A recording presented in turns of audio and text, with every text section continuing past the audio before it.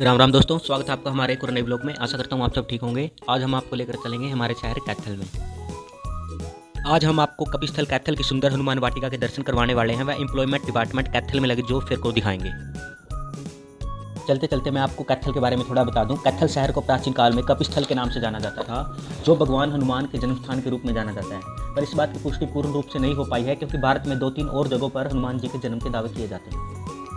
कैथल हरियाणा के अलावा अंजनेरी महाराष्ट्र, किष्किंधा कर्नाटक और तिरुपति आंध्र प्रदेश में हनुमान जी का जन्म होने के दावे किए जाते हैं, पर कोई भी स्थान निश्चित रूप से सिद्ध नहीं हो पाया है।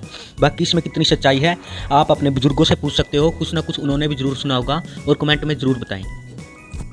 कैथल में स्थित हनुमान जी की माता के नाम से प्रचलित अंजनी के टीले को हनुमान जी के जन्म स्थान के रूप में माना जाता है। वह वहाँ पर आज मंदिर भी बनाया गया है। अभी गाड़ी में थोड़ा पेट्रोल डलवा लेते हैं। कैथल पहुँच के सबसे पहले हमने ली थोड़ी रिफ्रेशमेंट। अभी हम वाटिका में पहुंच चुके हैं। मनीष ठाकुर व्लॉग्स की तरफ से आप सभी का श्री हनुमान वाटिका कैथल में हार्दिक स्वागत है। भगवान बजरंगबली जी आप सभी पर अपनी कृपा दृष्टि बनाए रखें और सभी कुशल मंगल और स्वस्थ रहें। आप वाटिका के अंदर की पहली झलक देख सकते हैं, जिसके परिसर में हरे भरे पेड़ पौधे और घास परिसर में शुद्ध वातावरण को बनाए हुए हैं। आप वीर बजरंगबली जी की सुंदर प्रतिमा के दर्शन कर सकते हो। प्रतिमा पर शायद अभी सजावट का काम चला हुआ है।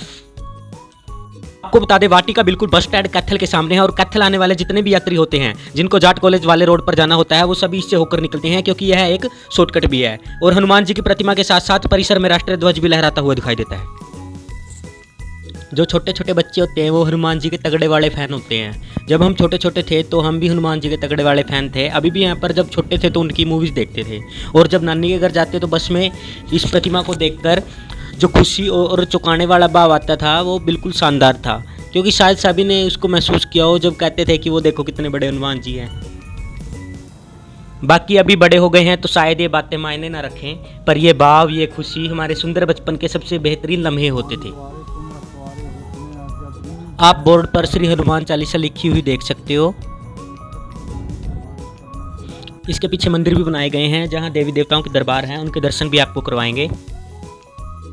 वैसे आपको बता दें, हनुमान वाटिका के अलावा कैथल में 11 रुद्री शिव मंदिर, भाई उदय सिंह किला, गुरुद्वारा नीम साहिब, अंजनी का टीला, कैथल झील, शहीद उधम सिंह पार्क, नवग्रह कुंड आदि पर्यटन स्थल आकर्षण का केंद्र है। आप चाहे तो यहाँ घूमने जा सकते हैं।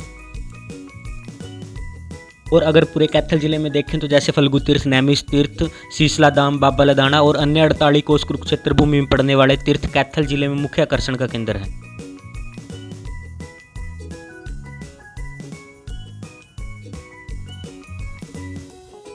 वीर बजरंगबली सभी को खुश और स्वस्थ रखे। तो चलिए मंदिर परिसर में आपको थोड़ा और आगे लेकर चलते हैं। उसके बाद हमें जॉब फेयर में भी जाना है। देखते हैं बच्चों को जॉब कैसे मिलती है, क्या सिस्टम रहता है, क्या एलिजिबिलिटी क्राइटेरिया रहता है, और कैसे जॉब फेयर कंडक्ट होता है।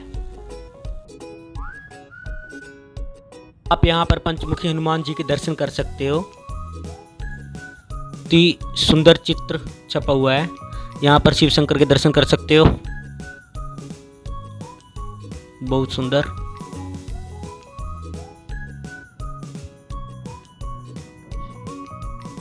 इस तरफ आप शीतला माता मंदिर देख सकते हो, माता रानी का दरबार देख सकते हो।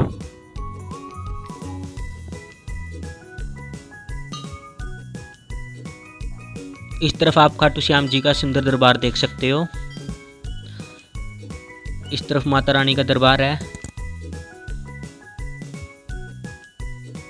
थोड़ा और आगे चलते हैं।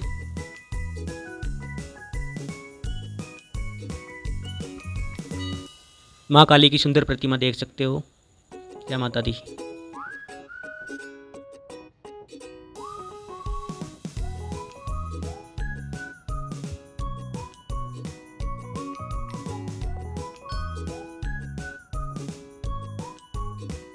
इधर शिव शंकर शिवलिंग रूप में विराजमान है। हर हर महादेव। राधा कृष्ण के दरबार के दर्शन कर सकते हो दोस्तों। ये राम, सीता, लक्ष्मण और हनुमान जी के दर्शन कर सकते हो। भगवान गणेश जी के दर्शन कर सकते हो। बहुत सुंदर प्रतिमाएं हैं। माँ शेरावाली के दर्शन कर सकते हो।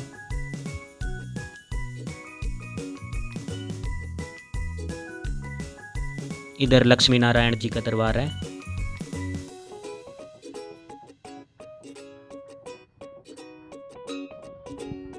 तो चलिए दोस्तों, हमें एम्प्लॉयमेंट डिपार्टमेंट में भी जाना है, जहाँ जॉब फेयर लगा हुआ है, जहाँ 5-6 प्राइवेट कंपनीज आएंगी जो एलिजिबल कैंडिडेट्स को जॉब देंगे।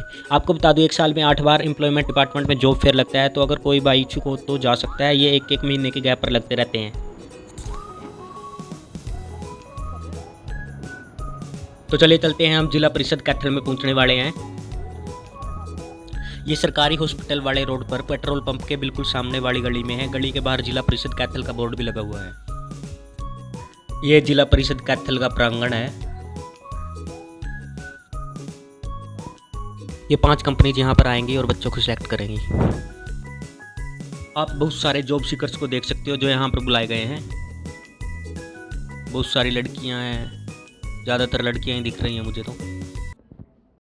ये एक तरह से हमारे हरियाणा सरकार में एम्प्लॉयमेंट डिपार्टमेंट की एक बहुत अच्छी मुहिम है, जिसके अंतर्गत आपको एम्प्लॉयर से मिलवाया जाता है, ताकि जो जॉब सीकर्स हैं, जिनको नौकरी की जरूरत है, जिनकी थोड़ी फाइनेंशियल डिफिकल्टी कह लो, या फिर काफ़ी क्वालिफिकेशन है, काफ़ी स्किल्स है, उस वजह से वो घर पे बैठे हुए हैं, या फिर people are looking for various reason. तो ये एक तरह से जॉब अपॉर्चुनिटी का प्लेटफॉर्म है, जहाँ पे हमारे पास वेरियस एम्प्लॉयर्स आए हुए हैं, और ये एम्प्लॉयर्स हैं जो आपको एक तरह से अपनी नौकरी जो यहाँ पे वैकेंसी ओपन है इसके बारे में बताएंगे। इसके अंत में सबसे पहले तो आपको ये पता चलेगा क्या जॉब प्रोफाइल है, कि क्या क्या उसके लिए ग्रेजुएशन चाहिए, पोस्ट ग्रेजुएशन चाहिए, कितनी सैलरी है, क्या क्या वर्किंग शेड्यूल है, कौन कौन सी ब्रांचेस है। तो एक तरह से सारी इंफॉर्मेशन आपके आगे होगी। लेकिन आपको भी इस चीज़ में थोड़ा सा associated with government, you have to be very much talented and very much outspoken, so that you can sell yourself, you can find out कि क्या क्या आपके जो स्किल्स हैं वो कहाँ पे यूज होंगे, कौन कौन सी जो क्वालिफिकेशन है वो आपने सूट करती है, जो की प्रोफाइल है वो कहाँ है, सब कुछ you have to match everything and then take a decision कि मैं यहाँ पे ये जो जॉब है ये करना चाहता हूँ, करना चाहती हूँ। तो एक तरह से हमारी जो ये स्कीम है, जो जॉब फेयर है, इसके अंतर्गत यहाँ पे 5 एम्प्लॉयर्स आए हुए हैं अभी करंटली। तो मैं उनका नाम बताऊंगा and then you will see कि यहाँ पे कौन कौन सी अपॉर्चुनिटीज जो उस जॉब वैकेंसी के अराउंड आती है। सबसे पहले SBI लाइफ इंश्योरेंस, ठीक है, SBI लाइफ इंश्योरेंस, जिसमें आपको जो वैकेंसी है वो सेल्स ऑफिसर की है, ठीक है, और इसमें एक्सपेक्टेड सैलरी है, ये आपको अपॉर्चुनिटी मिलेगी 1 बाय 1। आप वहाँ पे जाएं एक तरह से लाइन में, और उसके बाद उनसे पूछे, कंफर्म करें कि क्या वैकेंसी है और क्या चीज़ है। सेकंड है यहाँ पे पुत्राज हेल्थ केयर, इसमें वेलनेस एडवाइजर की वैकेंसी है, वेलनेस एडवाइजर। थर्ड है हमारे यहाँ Bharat financial inclusion limited. Fourth है HDFC लाइफ इंश्योरेंस, जो हमारी मैम यहाँ पे है, उसमें भी कई अच्छी वैकेंसी है, उसमें भी आप देखेंगे कि वो क्या चीज़ है, उसके बारे में नॉलेज लें पहले पूरी। ऐसे ही कुछ भी रिजेक्ट या फिर जो भी है वो मत करें, क्योंकि ये आपके फ्यूचर का सवाल है। सेकंड होगी SSCI PC चंडीगढ़, उसमें है सिक्योरिटीज, उसमें सुपरवाइजर और सिक्योरिटी गार्ड है। तो these are kind of vacancies that we have. इसमें मोस्टली फाइनेंस की भी है, प्लस हेल्थ केयर होगी एंड देन SIS होगी। तो बेसिकली देयर आर 3 कैटेगरीज है। इसमें सबसे पहले इसके बाद में जो एक तरह से ये तो हो गया कि क्या क्या हमारे पास वैकेंसीज है। अभी राइट नाउ हम ये पूछेंगे कि why are these jobs important to you. तो सबसे पहले मैं ये पूछना चाहूंगा, कोई एक्सपीरियंस कैंडिडेट है यहाँ पे, those who have working experience, can you raise your hand. अगर कोई एक्सपीरियंस है, ठीक है, एक है वहाँ पे और एक वहाँ पे है, उसके अलावा ठीक है, तो 3-4 जो है ये कैंडिडेट एक्सपीरियंस है।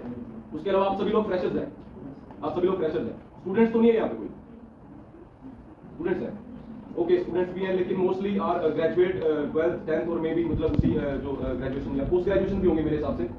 तो इसमें सबसे पहले आपको मैं ये क्लियर एक तरह से ये गाइडेंस देना चाहूँगा कि जो जॉब का प्लेटफॉर्म होता है दैट इज वेरी वाइड। इसमें ये होता है कि there are various segments of jobs. इसमें आप सेलेक्ट हो जाते हो and then you don't show up for the job, तो ये एक तरह से हमारे लिए फिर वो एक तरह से इनएफिशिएंसी है। So those who are here, आपको ना थोड़ा सा इसमें डिसीजन 2 टाइप से वर्क रहता है, जिसके लिए आप दोनों वर्क में अपनी रोल हो सकते हो। जहाँ पे अगर आप कमीशन बेस्ड वर्क करना चाहो तो कमीशन बेस्ड भी कर सकते हो, जिसे लाइफ मित्रा की पोस्ट बोला जाता है।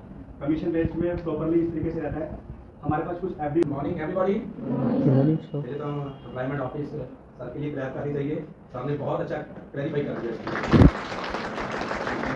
तो एक बहुत अच्छा मौका है कि हमारे पास, मैं भी आपकी तरह एक मैंने ऐसे बैठा था, मैं पंजाब से वैसे बिलोंग करता हूँ, जलंधर से, ऐसे ही आपकी तरह जॉब फेयर के अंदर आया था।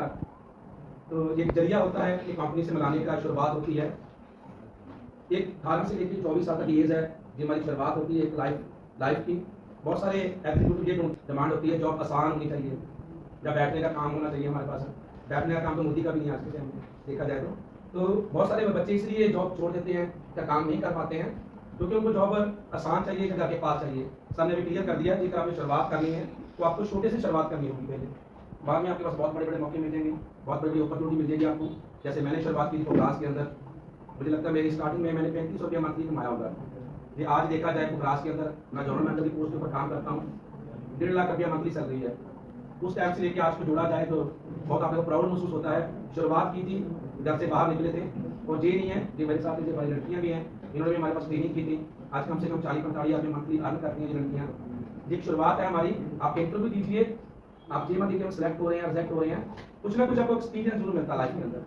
जैसे भी सर ने बोला था, शुरुआत छोटे से होगी, पर आगे आगे बहुत सारे क्लास है, वेलनेस एडवाइजर है, ट्रेनर है, टीम लीडर है, ब्रांच मैनेजर की पोस्टें हैं, तो काफ़ी सारी अभी कंपनी के अंदर 300 पोस्टें निकली हैं हमारी कंपनी के अंदर। तो इसके अंदर एज लिमिट है हमारी कंपनी के अंदर 18 से लेकर 24 साल तक बॉयज़ है, 18 से लेकर 26 साल तक गर्ल्स है हमारे पास। और जो भी एरिया में हमारे पास सेलेक्ट होगा, अभी इंटरव्यू होगी और फाइनल राउंड हम साथ में निकालेंगे, आप सेलेक्ट है या रिजेक्ट है। और हो सकता है अब सर के हाथ से अभी आपको लेटर भिजवा देंगे। ठीक है, थैंक यू सर।